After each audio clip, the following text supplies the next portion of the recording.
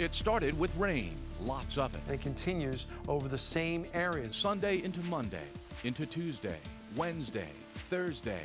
Whew, man, you're getting just pouring rains. Creeks, streams, rivers filled up quickly, covering entire communities.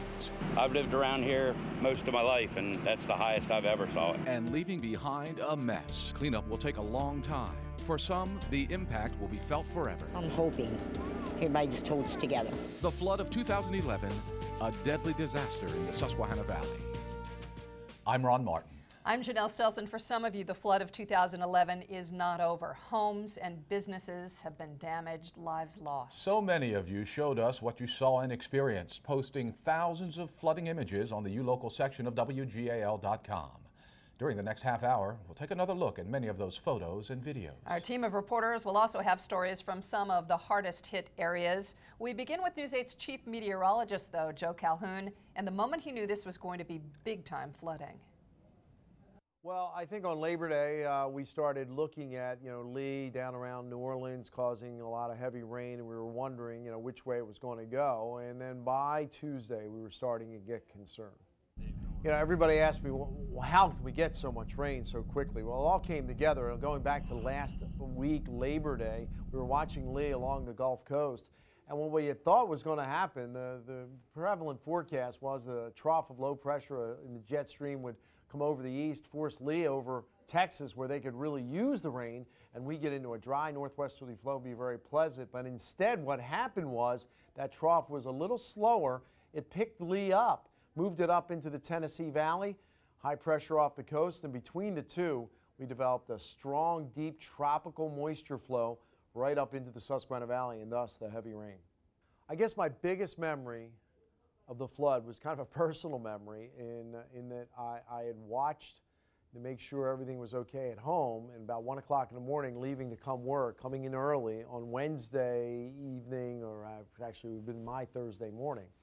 And I looked down my basement, and I saw water in my basement, and I said, I knew I was in trouble from there. Yeah, the flood of 2011, no doubt, the worst in my career is 30 years as a professional meteorologist, yeah. Now to our team of reporters out in some of the hard-hit areas. We begin with News 8's Brian Roach in Manheim, Lancaster County. Brian. Ron and Janelle, we're along Mill Street in Manheim Borough, and literally just about a half a block to my left is Chickies Creek, a seemingly harmless stream, if you will, but that stream nearly wiped out this entire city block of Mill Street last week. As you can see, people here are still cleaning up the dumpsters down the street there, but I want to take you over in this direction, show you this pile of debris here at the end of Mill Street. Now, earlier today, that pile of debris was about 5 times the size it is now. You couldn't even see that yellow trailer in the back, but regardless of the size that it is now, it's a clear sign that Manheim Borough is cleaning up and bouncing back. Along the Chickies Creek in Manheim, you'll find this sign that reads, "Caution, area may be subject to rapid flooding." But perhaps another sign should be made, one that reads, "Area subject to rapid recovery." For now, though, signs like this will do just fine, thanking the many volunteers that have turned out to help this proud community bounce back. The area along Mill Street, right next to Chickies Creek, was one of the hardest hit in Manheim, with water levels reaching halfway up the first floor walls of most of the homes. Yeah, it's flooded, but never this bad. It is flooded, but never to this extent. Norman and Denise Deck own the home that may have been the hardest hit on Mill Street. When the floodwaters receded, their foundation had buckled and their home was in danger of collapsing. We were not here. I was helping to serve with the fire department at the time. What were you doing? And I was managing our evacuation site at the Manheim Central Middle School. The Decks and many of their neighbors may not have been able to do much anyway. Once the creek left its banks, it rose fast. Wasn't too bad till about 10 o'clock that night, Wednesday night, and that's when it hit. Bob Murray has lived in Manheim for more than 40 years. As he was tossing out some flood-damaged property, he compared the flood of 2011 to Hurricane Agnes. Yes. I had water then, but it wasn't as bad as this. This came up faster, a lot faster. And just as fast, the help has arrived. The Lafayette Fire Company from East Lampeter Township delivered cases of water and snacks left over from a 9/11 memorial event, helping out their fellow firefighters and their neighbors in Manheim. I know there's people in my neighborhood, I know there's people in our community, I know there's people in our county it's Lancaster tradition. You come out and help each other.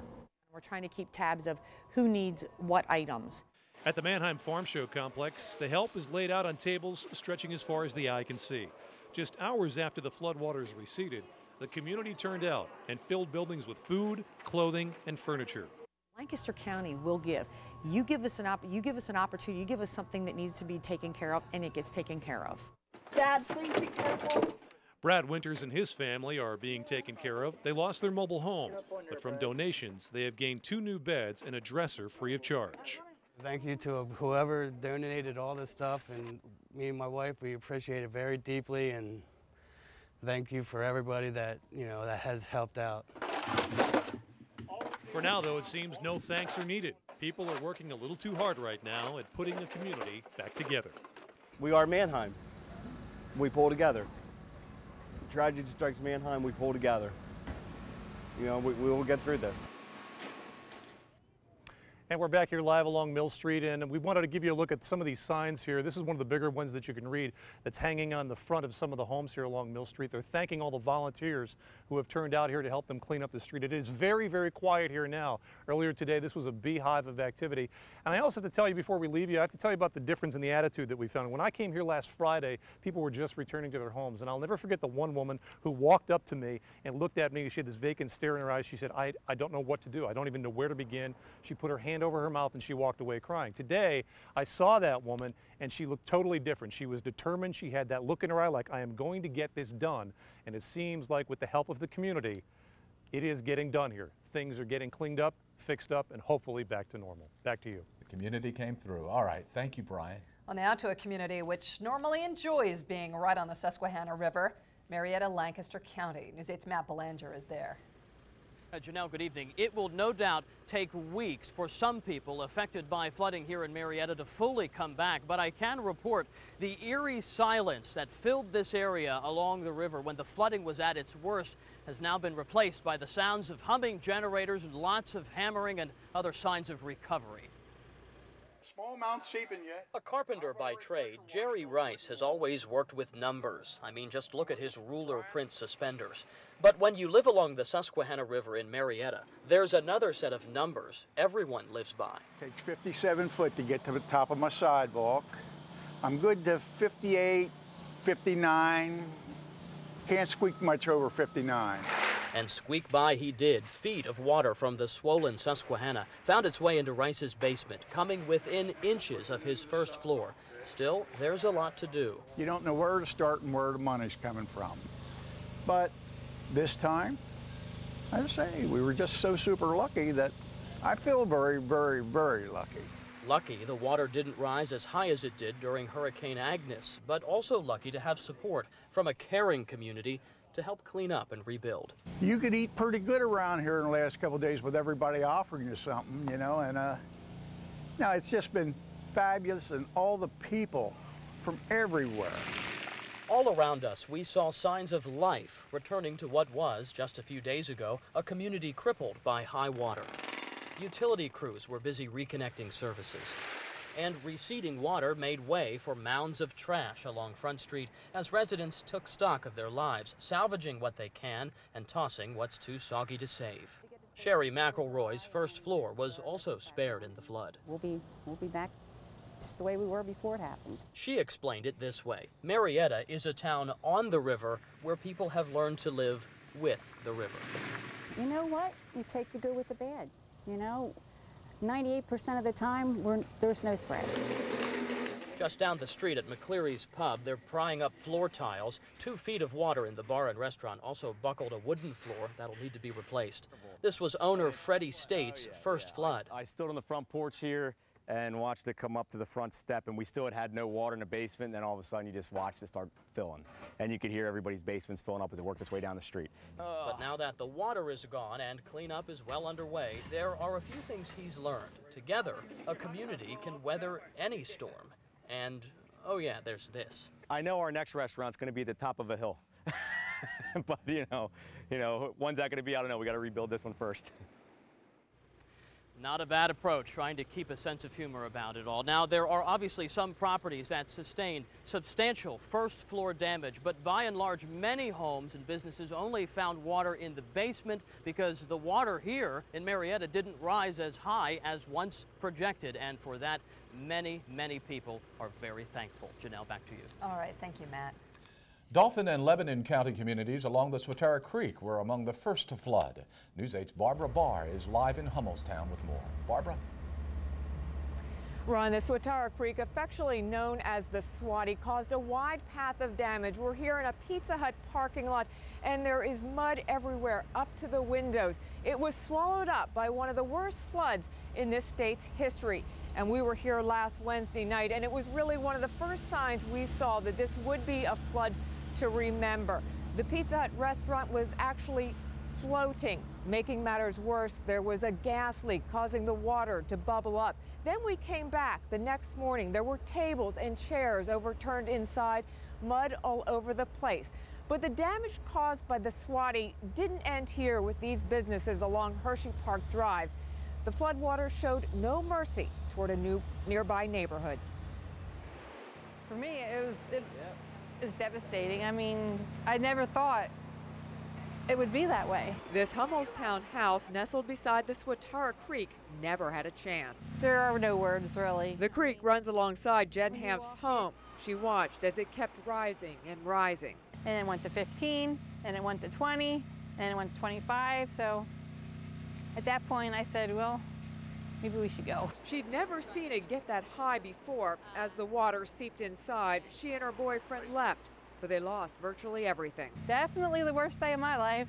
I'll never forget this day. The water line was here. The water receded and is gone now, leaving behind a muddy mess. So we would have to go through it very carefully, try to save as much as we can. Jen and her boyfriend lost more than just their home. They run a pressure washing business out of their garage, and much of it got washed away. You break down. I mean, you have to. It's too much. Too much to handle. Very overwhelming. But she has no plans of leaving. We're going to start one room at a time. A lot of work. Maybe we'll get back to where we were 3 years from now. The creek has turned its back on the destruction it left behind and now flows peacefully again. It took a lot, but even it can't touch the human spirit. We have hope. Yep. Quite a contrast between today and just a few days ago when we saw the raging floodwaters of the Swatara. Jen and her boyfriend are going to stay in an RV on their property as they gradually rebuild their home and business. And they say that one of the inspiring things has been how the neighbors have come and helped them. And one thing we see out of all this destruction that we've now seen up close is the resilience that these flood victims show in trying to rebuild their lives. Ron? News 8's Barbara Barr, live tonight in Hummelstown. Thanks, Barbara. Well, in nearby Hershey, Wednesday, animals at Zoo America had to be moved to higher ground, but 2 bison and 9 prairie dogs did not make it. 1 bison drowned, the other had to be euthanized. The prairie dogs would not get out of their holes before the floods came. Zoo workers never expected the water to rise from inches to feet in a matter of seconds. There was a lot of tears going on, still is, for a lot of the stuff. We certainly don't take our careers lightly, and it was a tragedy for us. 200 other animals, including the wolves, were saved. In York County, the latest estimates show nearly 20 homes and businesses destroyed, 150 with major damage, and hundreds more with minor damage. Communities like Dover look like this, evacuations everywhere, rescue boats pulling right up to front doors. And a look at Wrightsville. By Thursday, the Susquehanna River spilled into Front Street. Residents there were also told to leave their homes. In Harrisburg, the governor's mansion also had to be evacuated. He helped the National Guard fill up sandbags as the Susquehanna creeped up on the mansion Friday, just reaching the gates. The governor and First Lady are staying at Fort Indiantown Gap and will likely be back by the end of the week. Now to News 8's Matt Barcaro, live from Harrisburg.